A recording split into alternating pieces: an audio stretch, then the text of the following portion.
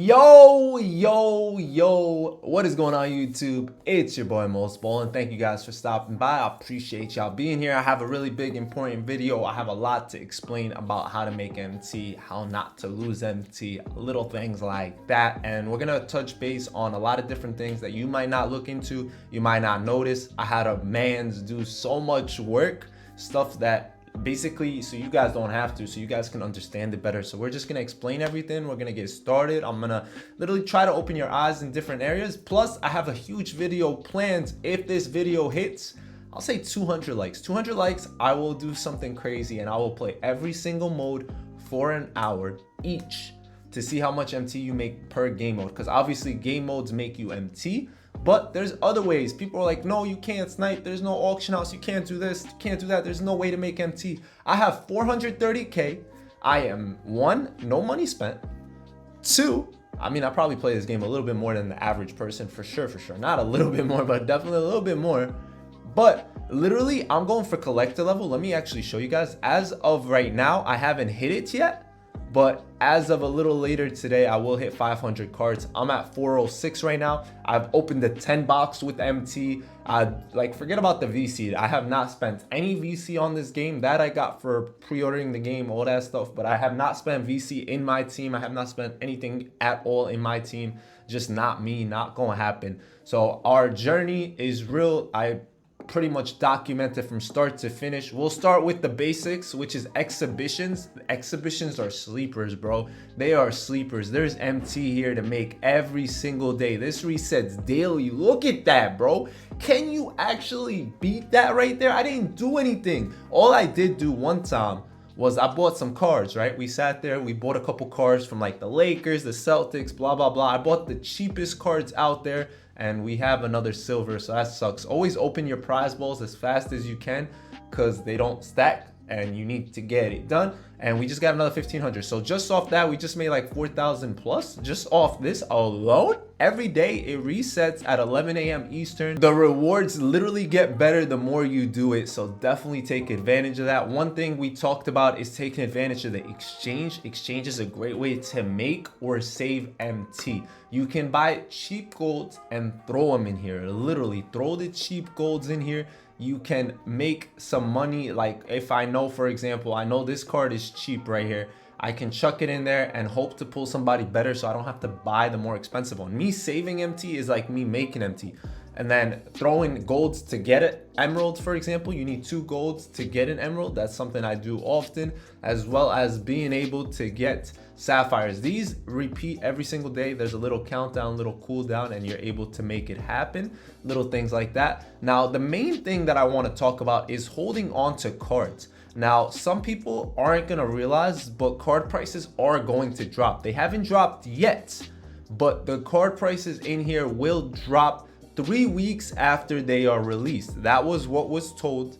That is what we all know from one of the blogs. But if you don't know, now you know. All right, I'm trying to be here to tell you. So this card was out on release day. 3rd week is coming up now. So all these cards, their prices are dropping. We don't know how much they're dropping by, but they are all dropping. So I'm not sure exactly the date they'll drop, but it's 3 weeks after release. We're gonna understand how much they drop by. We're gonna understand all that. I will put the screenshot on your screen. It literally says the prices will be reduced. So me right now, knowing this, I have zero reason holding on to a card that's worth something at all. There's no reason. Why should I hold on to a card that's been released for that long when I know for a fact it's going down and that I could buy them later? So right now, I will probably sell my Quran, assuming that I can make my money back. That's assuming. There's a chance I don't. Now, the other guy I know for a fact is Andre Iguodala. I love this card. He's been fun. I've been using him in salary. He has games played. 55 games played is big time. But personally, I'd rather have 30K and not lose my money. So my Andre Iguodala is selling for 30,800 MT. I'm literally gonna go ahead and I'm gonna click sell. Yes, he had a diamond shoe. Yeah, he played his part though. He did do his part. He did his thing. And I just don't want to literally just miss out on me being able to sell him for that. Because he was, what, 70K, for example. I did pull him first pack of the year, like from a free pack. But theoretically, if his price goes down, he's 70 right now, so his quick sell was 28 or something. Yeah, 28. So if you look at it or think about it logically, if he drops to like 40k, his quick sell value is going to drop more. I can always buy him at another time later on in the year. I'm not really needing him right now. And that goes for Stack too. Stack, I've actually attempted to regrade Stack twice. The reason being is that if I got a good grade, I would have been able to make some MT off this man. But clearly I did not. I got 7s from him both times. I'm still going to sell him for this price. I will. So we're going to go ahead and quick sell him right now because I know he is coming up soon and his price is going to drop. Now let's touch up on what I just said about cards that are graded, right? A Ruby card that's not graded sells for a certain price. So right now I'm just going to be talking about this beautiful, beautiful guide that my man's Spontaneous made. Amazing, incredible guide. I was working on something like this, but dude just saved his time. I need you guys to go follow him. He's one of the best in the business when it comes to information. I love how detailed this guide is. It is perfect. It tells you how much it costs to grade a card, literally. So if you just don't know, or off the top of your head you're not sure, it tells you the gold, how much it's emerald, it's ami, a diamonds, rubies, all that. And then here it will tell you if a card is non-hollow. We're gonna just look at this right now for regular non-hollow cards.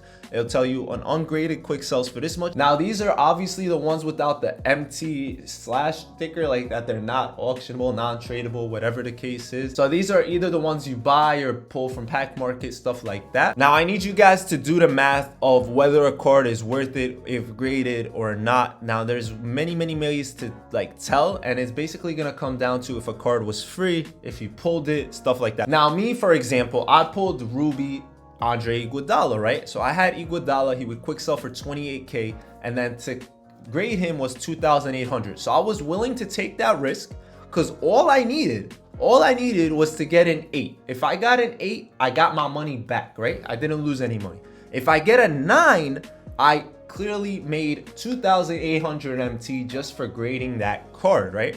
Just for grading that card. So anything higher, especially if you get a 10, you're making bank, like literal bank. So obviously buying a card to grade it to sell it doesn't make sense. The only way it makes sense is if there's a deal of the day that makes sense. The other day we did have a huge deal of the day, incredible, crazy. If you didn't take advantage of it, I kind of forgot. I was planning to. I was like, I'll do it when I get off stream so I could record this and that. And it was John Stockton. He was half off. You were able to buy him for 35,000, and then I could have graded him, and maybe you get lucky, maybe not, it's okay. But regardless, I was planning to hold on to him for a little bit because his price was gonna jump back up and become 28 for quick sell again. I knew that for a fact. So we should definitely pay attention to the deals of the day. Pay attention to this chart, add it to your favorites on your phone, have it saved on your computer somewhere. It's definitely big time. Now if you're lucky and you pull a hollow quick sells are crazy. They're ×4. So literally any Ruby hollow is over 100k off rip, and Ami's over 200k. Grading boosts them up like crazy, and I love that there's a whole multiplier that he did the math for the multiplier. It's a beautiful thing. So literally just to start really making money, you kind of need over a 9. Like a 9 will get you your money back more times than not. If you're able to get a 9.5, it's 1.5 multiplier on the regular quick sell value, so that's great. Obviously the chances of grading a 9.5 or a 10 is not the highest thing in the world. If you can get it, you definitely are lucky. Now if you want to know how to grade, you go into your card grading. You can add a card in here. There's a discount if you're able to grade multiple cards. Now it obviously costs you a lot if you were to grade 10. I wouldn't personally grade cards that can't be sold. Why? Because you don't get anything for it. In the years past, you were able to get extra MT in the game for a graded card. That's not a thing anymore. You can't do that anymore. It just changes the price if you could sell. So obviously I can't sell it at the market, so it wouldn't make sense. Now I would try to find someone that I could sell so I could actually make any type of moves off of him. Otherwise it just doesn't add up. I'm pretty sure I regraded this Kevin Martin hoping for something better. Didn't work out. I wouldn't grade him for a third time. It just doesn't make sense to me. You test your luck twice. I don't think regrading sapphires makes too much sense. I think rubies and higher makes sense. If it's one of the higher tier hollows, maybe regrade, but otherwise not even worth it. Like, trust me, it's not. I would say the best grading I do is the grade 3. I enjoy this one. It's 10% off. It's not the 15, but you don't have to grade an extra 7. So this one's fine. You make some MT off this without a doubt. Just in case I didn't make it clear, you can regrade a card up to 3 times. That's the most you can regrade. It's new. Before you just were stuck with the grade you had, but now you are allowed to regrade 3 times. Like I said, I graded stack twice till I got that 8. Iggy, I decided 7's good enough, whatever. I'm not even trying it again. I just, looking at the sheet, I was like, it's 2,800. I need really like over an 8. Like I literally need a 9 for it to even make sense. So I was just like, nah, I'm good. It doesn't make sense. I'm chilling. Now, the main thing that you really need to do to make MT, I think, is just be patient. Especially like, for example, the shack locking came out. So you were probably like, yo, I need to get this now. Me knowing that cards drop in price, I didn't even like really think about it. I was like, the Devin Booker price tag is gonna drop. You got Dame's price tag is gonna drop. Like literally, we just have to wait 3 weeks. So doing that is gonna help us be able to pick some of these cards up cheaper. Make sure you check what cards you have that you're maybe not using as much now, so you could sell them before. I'm not like sitting here telling you I think you should sell them, because I'm guaranteeing their price is gonna be worth less than what you just quick sold them for, because it was 70. Maybe it only drops to 50, so you're still gonna lose some money. But I'm thinking like, I don't need this card. We're gonna obviously know for sure the way 2K is working it, how much they're dropping. The main issue right now though for 2K with this whole player market is the tax. There's a huge tax if you buy a card and sell it. So right now, for example, I want to try out Thorough Bailey. I never tried him. I think he's great. I heard good things about him. I'm gonna pick him up for 70,000 MT. When I decide to sell this man back, I'm losing 60% of his value. That's a huge price tag. Like that's huge tax. I want to do tax evasion at this point. Yo, IRS, I'm talking about 2K here, all right? Chill. I'm like, relax, all right? But not seriously, like that's crazy, blasphemy, all that. So I think they need to drop that overall. But since we know that's how high the tax is and all that, I don't think it's smart to buy a card just for agenda or for like just for a weekend or anything like that. I don't think it makes sense. I think if you're buying a card, you should be 100% committed to that card and either buy it once it comes out or just wait the 3 weeks. Like no in between. You can't, like a card can't be out for a little bit. For example, there's Dirk cards, right? If I want Jason Kidd now, no way, bro. Like just wait maybe another week and a half. That's my opinion. Just because MT is not so easy to get, right? It's not, unless you're willing to pay for it, unless you're willing to do that. So I think I touched base on everything I really wanted to for the most part. Those are the main things you should be focused on. I think exhibitions are sleepers. If you guys don't know how to use the prize balls that I got earlier, you have to add them to your lineup. So these might have MT and stuff in them. Obviously not so much the silver or bronze and little things like that. But overall, you'll be able to find ways to do so. Take advantage of some of the free cards in the game. There's a lot of really good free cards. My whole lineup right now is all free, and that allows me to be no money spent while having MT at the moment. I think we've been doing a great job. I think I'm going to get Sean Marion, so definitely tune in to the no money spent that I'm dropping a little later today. I 100%, I'm calling it right now, I got Sean Marion on everything, all right? If I didn't, we can fight, all right? I'll fight you. I'll square up, and I'm ready. And I'll play dead, bro. Like, I'll let you just knock me out. So you can make a viral video, whatever you want to do. Now, I think challenges are a great way to make MT as well. Like, these challenges, you can finish really fast. You'll get 5K from them. There's challenges for free MT as well as packs. You should definitely take advantage of those little things. I know I said I would talk about modes later, and I will.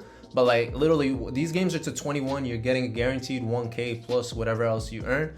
So definitely look into making sure you get some of these challenges done. But with all that said, I really hope this video was helpful in any way, shape, or form. If there's any specific questions, please let me know. I will soon be able to make you guys a better updated version when prices drop. Maybe we can look into it then. But any questions you guys have, I'll do my best to answer. Thank you guys so much for your support. It really means a lot always. Make sure you subscribe. And like I said, 200 likes, we drop that video. I'll play every game mode from scratch. It'll be more detailed than the XP video I dropped, all right? And we'll have some fun. I'll see you guys later. It's been your boy Mos. Y'all know the drill. And Ballin out.